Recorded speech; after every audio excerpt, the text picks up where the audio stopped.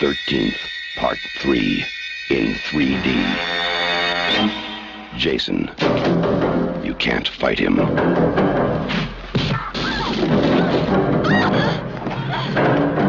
You can't stop him.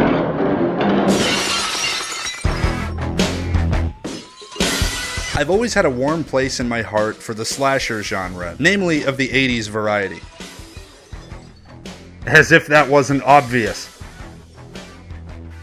My fandom for it started with the Friday the 13th and Nightmare on Elm Street films, and continued into just about any flick I could get my hands on. After seeing all the Fridays, all the Nightmares, all the Halloweens, all the TCMs, I had to see more. In the days when video stores were a hell of a lot more prominent, I would stumble on perhaps lesser known but equally awesome 80s slasher flicks like the amazingly grimy Killer Santa flick Silent Night, Deadly Night, or the absolutely creepy and wonderfully Canadian My Bloody Valentine. With the help of the internet, I found myself flooded with even more films that would end up becoming personal favorites of mine, like the ultra-violent Madman and the disgustingly sleazy Maniac. And in that time of discovery, I came across this episode's particular all-time favorite. This is The Prowler. The Prowler is a slasher film from 1981 with a plot that rather cleverly utilizes shell shock, or what we refer to nowadays as the much less cool-sounding post-traumatic stress disorder.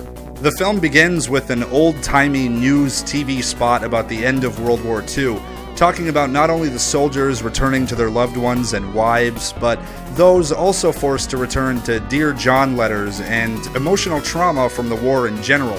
This transitions into a breakup letter. Rosemary couldn't wait for her sweetheart to return from killing Nazis, so she found someone new and wanted him to know.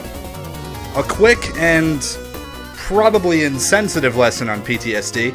I've chosen a clip that I believe illustrates the condition perfectly. Observe. Don't move. I don't want you to cut your own throat.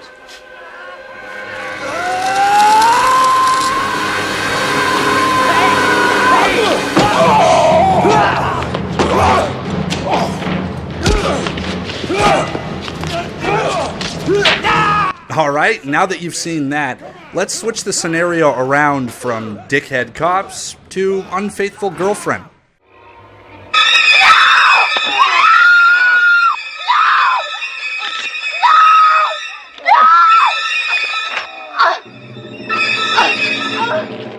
So the Prowler is basically like you take Killer Rambo from the original First Blood novel, inject him into a slasher film, and put him in really freaky looking military fatigues.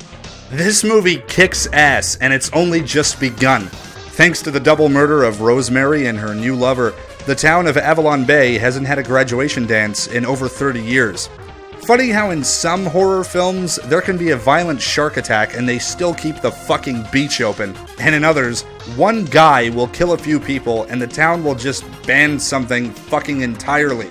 Like Valentine's Day. Flash forward to the 80s, and Avalon has decided to say fuck off to unsolved murders of the 40s and to hold the first graduation dance in like 35 years. Now, if you look at The Prowler at face value, its plot isn't exactly revolutionary as a slasher film. You have some terrible murder thing that happened years and years ago. The small town or camp or wherever the fuck that it happened decides to reopen or celebrate or both years later, and people get cut wide open. This had all been done before, time and time again, even before 1981. But if you see one Stallone film, do you stop watching action films altogether? No. Unless you're some elitist asshole or something. Just because something is formulaic, and The Prowler is definitely formulaic, it doesn't mean that it doesn't have elements that help it stand out over the other hack and slash flicks of the 70s and 80s that have similar plots. What stands out for me, and what should honestly stand out in any slasher film, because there's so many of them, is the killer. If the killer doesn't possess a unique trait or look, that's going to be about 50% of the movie feeling like a cheap Halloween or Friday the 13th knockoff. And The Prowler not only has a killer with a really creepy, unique look, but I also love the idea of him being an old war vet with shell shock. When you have a killer with experience in one of the biggest wars in history, coming back from it with psychological problems, utilizing his skills and his gear from that era, there's this grim sense of reality when you see him. And though this is obviously one hell of an over-the-top portrayal, post-traumatic stress disorder is still very real. It's affected many people in horrible, negative ways. So having a serial killer that's based around those damaging effects of war, that's pretty frightening. The other 50% of an effective slasher film? Violence. Creatively done, cool, practical effect violence. What's an action film without big explosions and awesome fight choreography? The same as a slasher film is without a high body count of creative graphic violence. Also tits. I can't really deny that. Both tend to have lots of tits too. Without such elements, why should it even exist as a film in the genre? This naturally leads me into saying that the gore in the Prowler is fucking spectacular.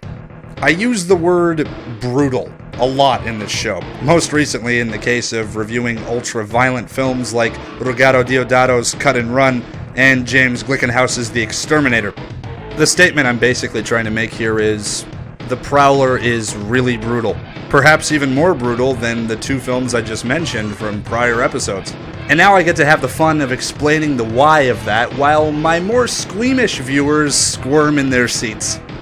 There's two scenes in particular that I feel are not only standout kills in the film, but standout kills in the slasher genre in general. Jason who? Freddy what? Get the fuck out of here!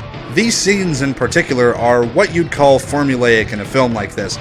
It's a setup that's been seen time and time again. One of the kills features the more sexually liberated female character of the film, stripping down to her skivvies and taking a dip in the pool. The other, a fella gets ready to join his gal for some raunchy shower fun.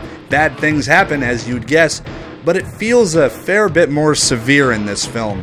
More raw. You know the drill. I'm going to show you the clips, then I'm going to talk about them. Because I want you to get the full experience. You can't really get that if I'm just like, and then the killer stabs him in the brain. Anyways, violence, yes?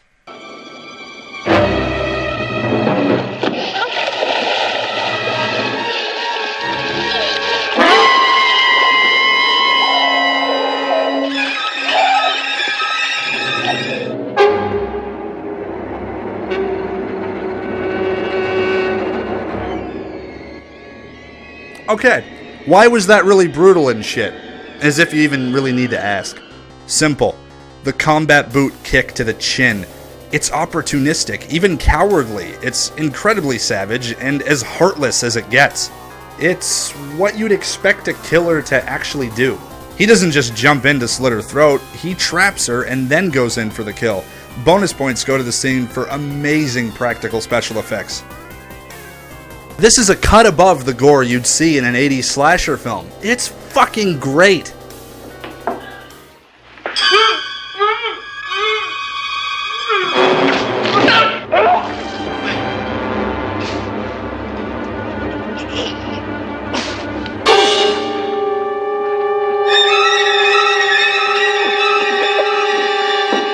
Again, why is that more brutal than, say, something like this? Or even this. It's a guy getting stabbed in the brain. What makes the Prowler's version of it stand out in more of a shocking way? Much like the combat boot kick to the chin before a throat being slashed, this also features a subtle touch to an already gruesome death scene. The dude's eyes rolling into the back of his head as the Prowler viciously pulls the bayonet up. It's disgusting. And I love it. The Prowler is just one of those movies that to me is unforgivably underrated. There is absolutely no reason for this to be a lesser known slasher flick. The killer is creepy and original, the atmosphere is dark and sleazy, and the death scenes are a cut above most of the popular stuff in the genre.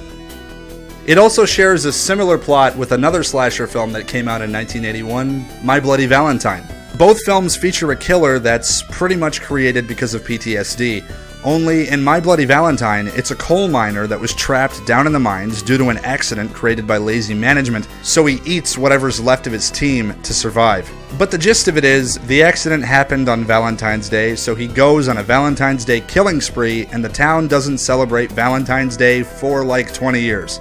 It's kind of like what happened with The Burning and Friday the 13th Part 2, which were also both released in 1981. Both are about a hideously disfigured maniac with superhuman strength seeking vengeance on a camp and its counselors. Jesus Christ, so many slashers with similar plots released in 1981. Either 1981 was a year of giant coincidence where everybody kind of had the same idea for the same plot, utilizing the same kinds of scenes, or they just did not give a fuck about blatantly ripping each other off. But the fun question to ask is, who was ripping off who here? Well, if you ask me, nobody really, because they all basically just came out within a couple months after one another. Friday the 13th Part 2 and The Burning actually only came out a few days apart. But The Prowler came out before My Bloody Valentine, Friday the 13th Part 2, and The Burning. And all three films feature elements from it. Friday the 13th Part 2, for example, has a finale that's set up almost identically to Prowler's. The killer stalks the survivor girl with a pitchfork, she's hiding under a bed, even a rat freaks her out. Though I guess it's easy just to say that Friday the 13th Part 1 set the tone and standard for films like this, and when it all comes down to it, Prowler, My Bloody Valentine, and Burning are just all big fat rip-offs of it. But it's also easy to say that Italy has been making slasher films since the 70s and possibly earlier. And that Jason Voorhees' appearance in Friday the 13th Part 2 looks exactly the same as the killers from 1976's The Town That Dreaded Sundown. It's easier to say that just everything is inspired by something. The Prowler was directed by Joseph Zito, who just so happened to go and direct one of the most polished and darkest sequels in the Friday the 13th franchise, Friday the 13th Part 4. And The Prowler didn't just have Zito's directing talent backing it up, the effects were done by the incredible Tom Savini. To fans of horror, Savini is a goddamn living legend. He's done amazing effects work for the classics, Maniac, Creepshow, Dawn of the Dead, Friday the 13th. And of course, reuniting with Zito for Friday the 13th Part 4. It could be said that Tom Savini is a wizard of gore effects because he served in Vietnam as a military photographer. Joseph Zito hasn't really done anything awesome since 1988, which is both a shame and kind of unbelievable. The Prowler and Friday the 13th Part 4 are both excellent examples of a slasher film going above and beyond the Call of Duty. But Zito didn't just make slasher films. He would continue to show his talent as a director with two of the most memorable 80s action flicks that Cannon had ever released. Even if you don't know what a Cannon film is, I'm sure you know who Chuck Norris is, and I'm sure you're aware of Missing in Action and Invasion USA. If you're not aware of these films, well, that just means you're part of my other demographic. You don't really care about the movies themselves, you just enjoy me as a presenter or something. And I'm proud of that. I love being able to entertain a diverse crowd. I guess I'm a little bit like the Prowler in some ways. I'm underrated, but the amazing loyalty of the fans that I do have makes it all feel worthwhile in the end.